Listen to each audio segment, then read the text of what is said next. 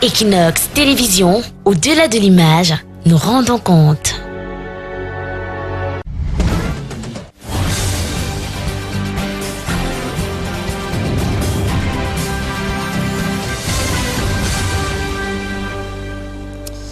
The government of Cameroon would spend 4 billion francs CFA to clear off wrecked vessels from the Douala seaport in the littoral region of Cameroon. The announcement was made by Cameroon's Minister of Transport, Masena Ngalebebe Jean-Ernest, that was in the city of Douala today. Also in this edition of the news, dialogue has to take place, but it must not be biased as far as the current socio-political crisis in the two Anglophone regions of Cameroon is concerned. In this edition of the news, we get the reaction of a former member of parliament of the Social Democratic Front who was speaking to the Bilingualism Commission in the Northwest region of Cameroon. Also ahead, we talk about a missing child in Bafoussam that has so far been found by the parents. Those are headlines. We shall be right back with the details. Stay with us.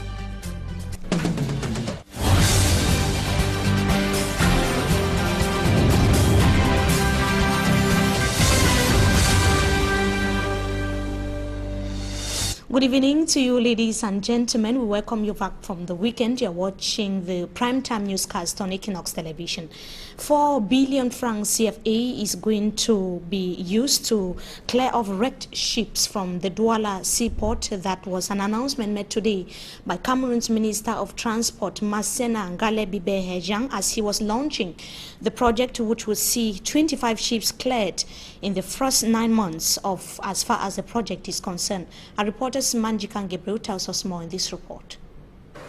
Wrecked ships that have been abandoned for several months will soon be taken off the Douala seaport. That was the main mission of the Minister of Transport, Jean-Ernest Masena Ngalebebe, to Douala on Monday. The launching of the project that is expected to clear all ships from the seaport will cost Cameroon government 4 billion francs CFA, but it's going to be advantageous. After this project, there's going to be a real added value.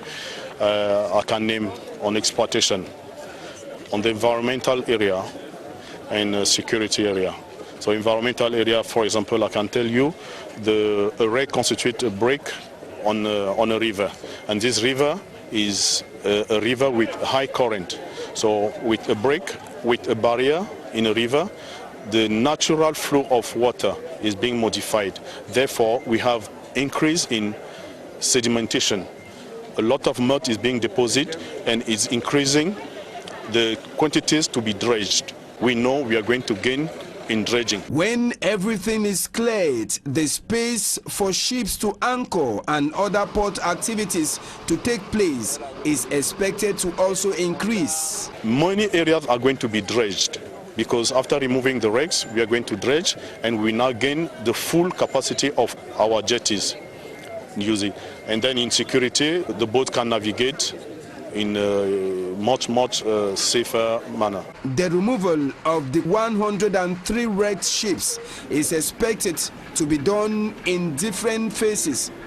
The first phase, that is expected to last for 9 months, will see the removal of 25 ships. The exercise, launched Monday by the Transport Minister, is coming 34 years after a similar activity was launched. An Italian firm will be charged in the removal of the wrecked ships. We remain here in the country's economic capital to talk about agents of the Douala City Council that have reached Carrefour Anatole, as it is called in French, of roadside vendors who were there in tense and perturbing circulation. Carrefour Anatole is one of the gateways to the Douala Central Market, one of the biggest markets here in the littoral region of Cameroon. The roadside vendors had been told to quit the roadside, but they remained adamant. Council officials were in the market on Saturday and early Sunday with the aim of restoring order.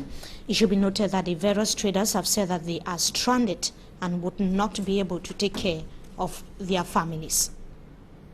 We now take a look at the misery and hardship of the population of Ebang Minala, that is a locality in Lekkie division of the central region of the country. Local inhabitants say that the area is still the way it was during the time of their ancestors, with no major development. Our reporter Innocent as it takes us in the set locality in this story. Ebangminala lies 5 kilometers from Bachenga in the Lekki division. Its inhabitants say the village is different from others in all forms. Nous sommes là pour souffrir. We are here suffering in terms of transporting our farm produce. We spend a day only to evacuate our goods due to absence of good roads and a bridge. On peut faire comme développement. Depuis le temps de nos ancêtres. Our community still remains the same as abandoned by our ancestors. Et ce qui crée en nous une frustration. In Ebangminala, the people lack almost every social facilities, most importantly, roads. Lorsque on prend la peine de travailler pour un peu vivre. The only access into the village is this single plank over the stream that links the village to the other localities or towns.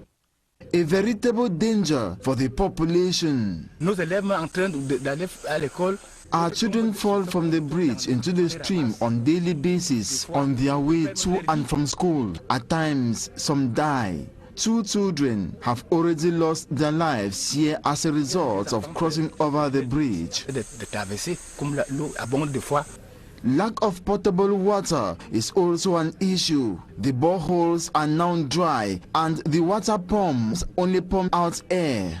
Potable water becomes a luxury good to the population. Les deux puits qui sont vieilles The water pumps are 2 in total and have existed for 15 years now. They are now aged to serve us. We are obliged to drink water from unreliable sources, resulting to ill health. Généralement des cas de maladie.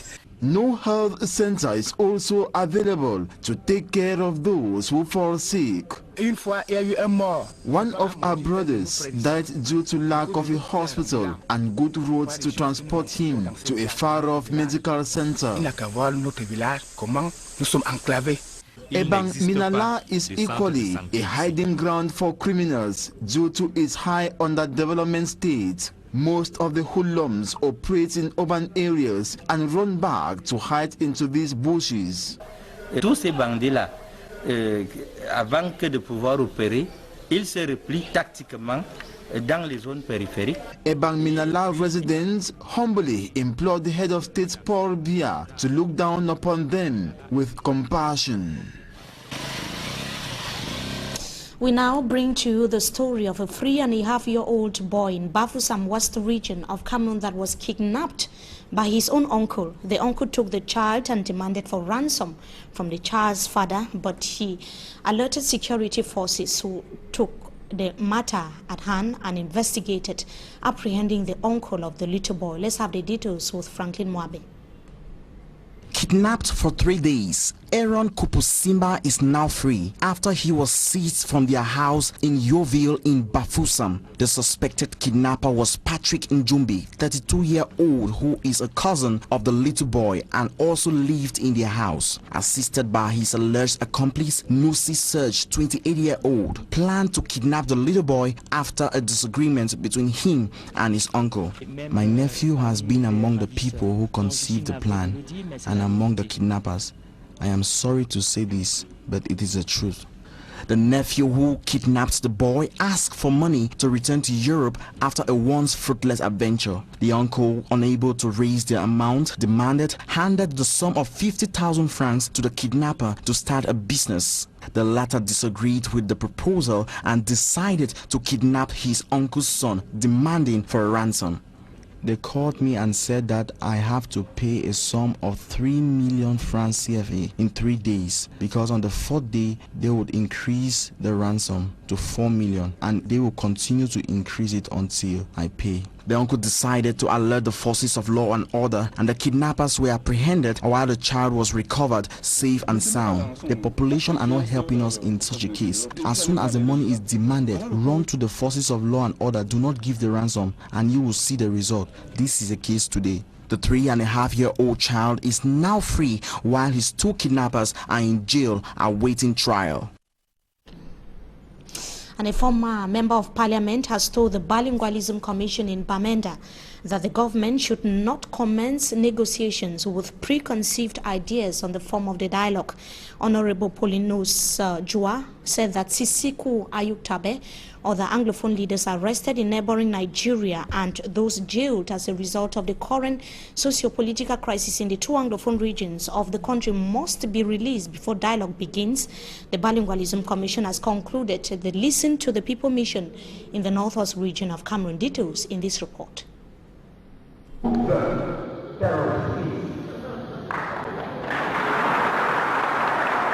His declarations before members of the Bilingualism Commission left no one indifferent.